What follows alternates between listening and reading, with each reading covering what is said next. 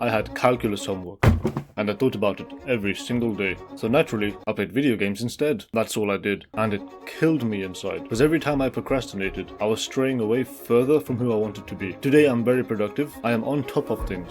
I tried productivity apps, time blocking, accountability groups, and even dopamine detoxes. None of them fixed my procrastination. It wasn't until I learned exactly the fundamental mechanisms of how procrastination works that I was able to actually disrupt the cycle and fix my procrastination. You have to know why you procrastinate, otherwise you will not be able to beat it. There's no 2-minute hack or 5 a.m. morning routine that will fix it for you. So let's understand how procrastination works. Fundamentally, procrastination is not a time management issue. It's not even a behavior issue. It's not that you're playing video games. It's not that you're watching YouTube. It's an emotion regulation issue. What this means is, when you think about doing a task, you get negative emotions about the task. It is how you react to those negative emotions that cause you to run away from the task and start procrastinating. If you're someone that's a chronic procrastinator, you procrastinate all the time, you cannot stop yourself from procrastinating, then it is also a habit for you. So when you think about doing work, you get the same negative emotions and you have the same response. You'll notice that when you procrastinate, you tend to do the same set of actions. So it could be scrolling on TikTok, it could be watching YouTube, it could be playing video games. So it's not really a one-off thing. You tend to do the same thing, you run towards the same place. The only way, and this is directly through the science, the only way to break bad habits is through awareness of your emotions. Procrastination is actually a fairly simple process.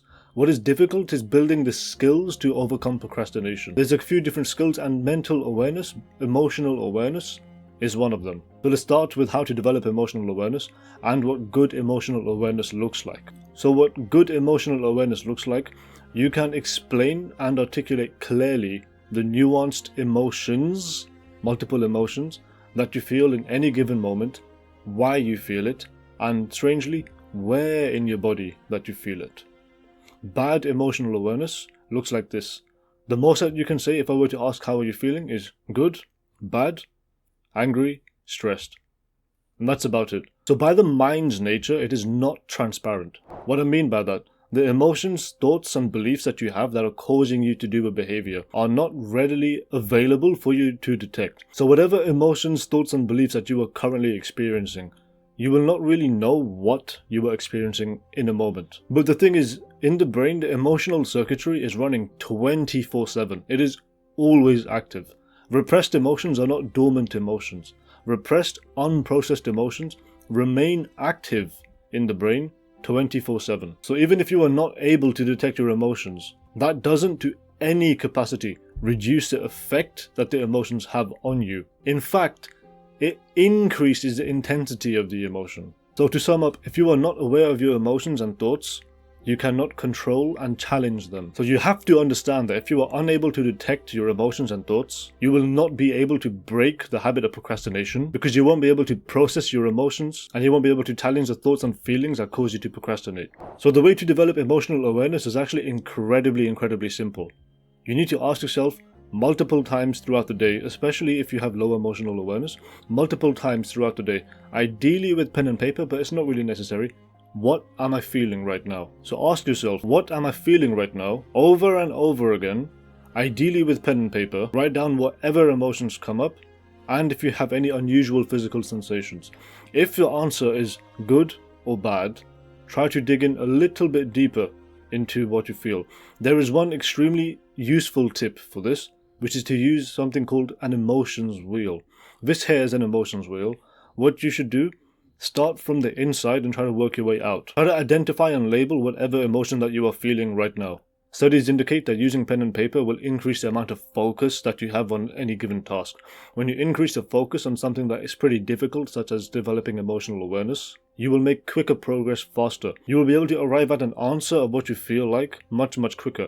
In the beginning, you won't really get anything. You might get straight up nothing, or you might get as far as you feel pretty good or pretty bad. So being able to link what emotion you are feeling on the emotions wheel to the physical emotion will help you develop more emotional awareness as we go along. The reason that you need emotional awareness, if you cannot, you know what, let me just be completely frank with you.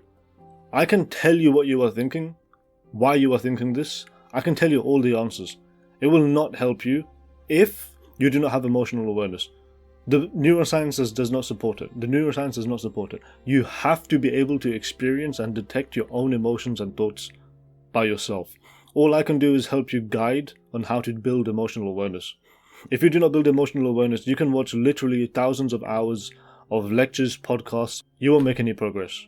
You have to build this foundational skill. This is a foundational life skill.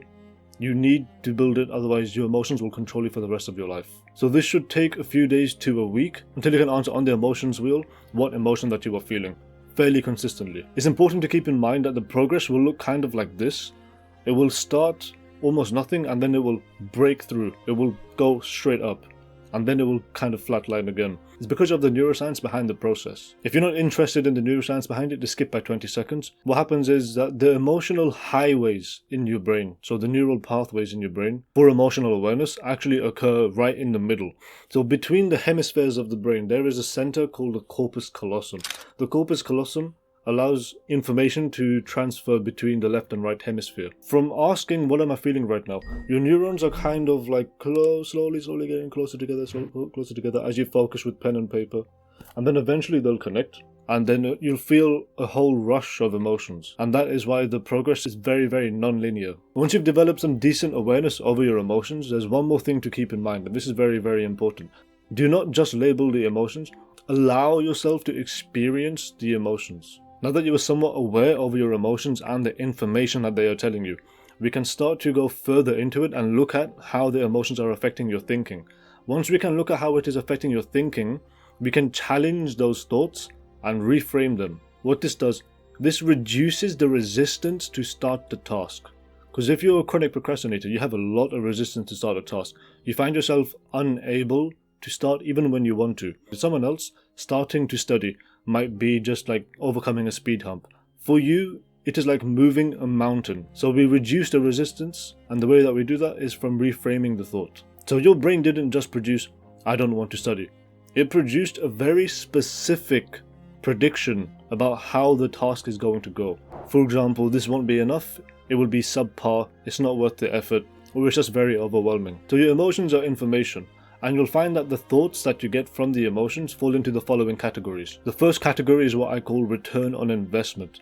So these are thoughts like, if I can't do it properly, there's no point in starting, and this has to be done in one perfect run. The second category is overwhelm and exhaustion. So this is thoughts like, it will take forever, it won't be enough, this won't get me towards the end goal. So if you are, for example, studying for an exam, doing 90 minutes of studying won't be enough to get you to being ready for the exam. The next category, and this is my personal favorite, ego protection. This is effectively perfectionism. So these are fear of failure thoughts such as, if I don't do well, it says something about me. This will prove I'm not smart or capable. I don't want this to go poorly, I want this to go well. The fourth category is distress intolerance. This is specifically fear of pain and fear of inconvenience. So these are thoughts like, if it feels bad, I'm not going to do it. I won't be able to handle it. These are also thoughts like, if I have to go to the gym, I might see people that I don't want to see. That's going to be inconvenient. Equipment I want to use might be used up. These are inconveniences, big and small. This is essentially fear of pain and avoidance of inconveniences. And you have to respect that all of these thoughts and feelings about the task, they're just to protect you from the fear of failure, discomfort and uncertainty. So your brain has evolved for survival. And this might sound kind of ridiculous and irrational, and you have to accept that it is kind of ridiculous and irrational. Your brain conflates doing your homework or studying as danger. To your brain, doing the dangerous thing is effectively the same as jumping in front of a moving train. I mean, This sounds ridiculous. This is actually what your brain is doing. Your brain overestimates the danger, overestimates the effort, and underestimates the effectiveness of doing the task. So how do we reduce the difficulty of jumping in front of a moving train, so to speak, or getting started on the task? It's not more discipline. It's actually challenging and diffusing the beliefs under the thoughts. So when you are able to detect your thoughts, you'll notice that many of them are actually really irrational. They don't make much sense at all. This is a very good thing. It means that you can reframe and challenge the thoughts much easier. Here's how you can do that. So dealing with the avoidance of inconvenience and the fear of pain, you kind of have to accept that it's just going to be difficult. You have to essentially radically accept that the reality of the task is the reality of the task. It's going to be hard, it's going to be effortful, it's going to be tiring, it's going to be exhausting. You're not going to want to do it. Even after you finish that task, let's say it's a 90-minute study block, you have to do more studying later. There's this obsession nowadays with everything being easy. Get addicted to hard work, get addicted to this, make hard work easy. Hard work is hard, it is in the name. You just have to radically accept. You have to accept that hard work is going to be difficult. You have to accept that you are not going to enjoy doing it. There is no other way around it. It is going to be difficult. You have to accept it.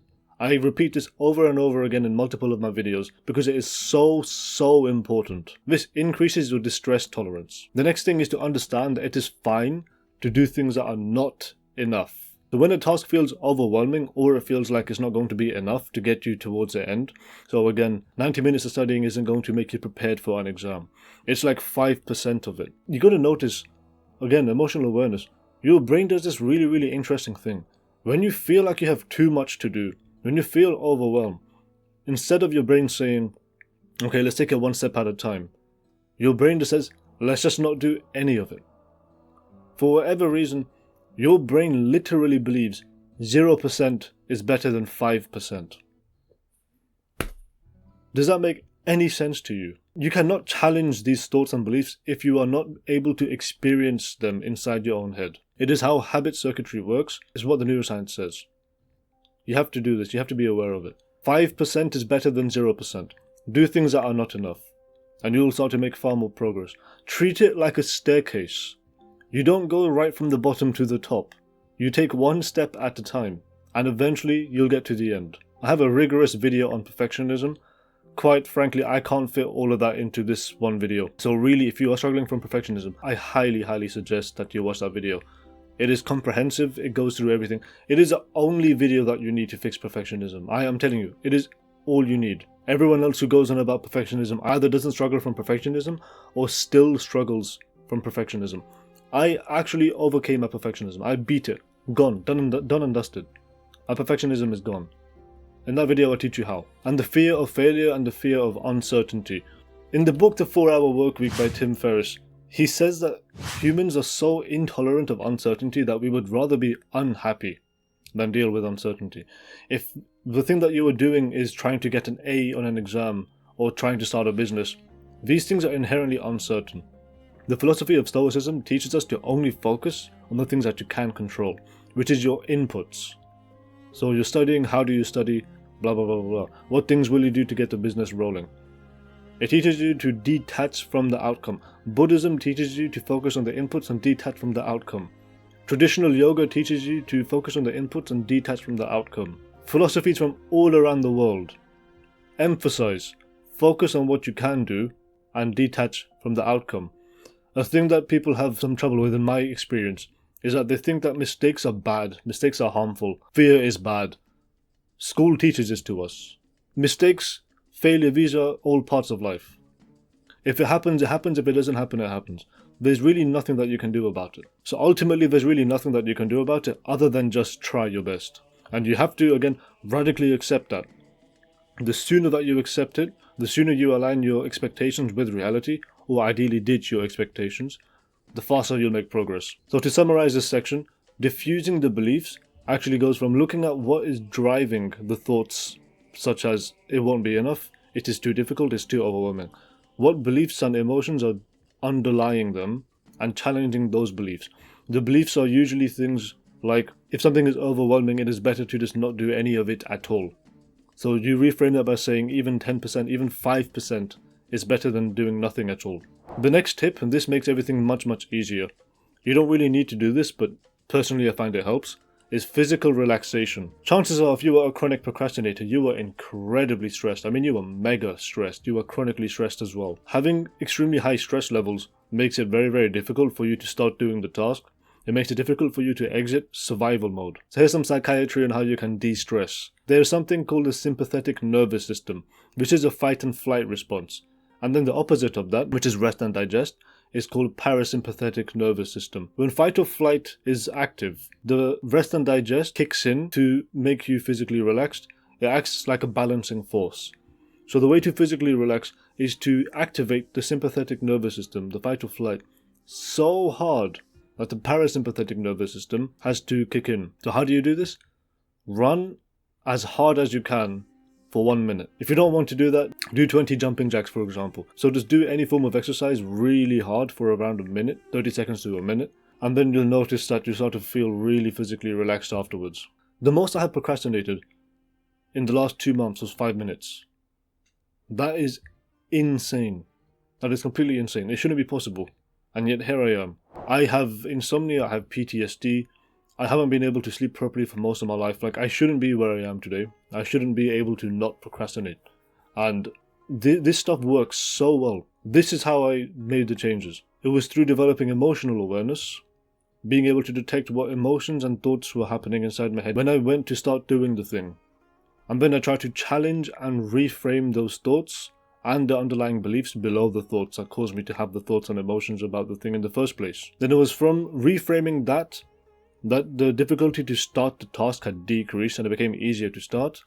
And then the last thing I did was accept that it's just going to be difficult, accept that it's going to be hard, accept that I'm not really going to like it, and eventually I was able to get myself to start. Once you get yourself to start, starting the next time is going to be easier, and it gets easier and easier and it only gets easier.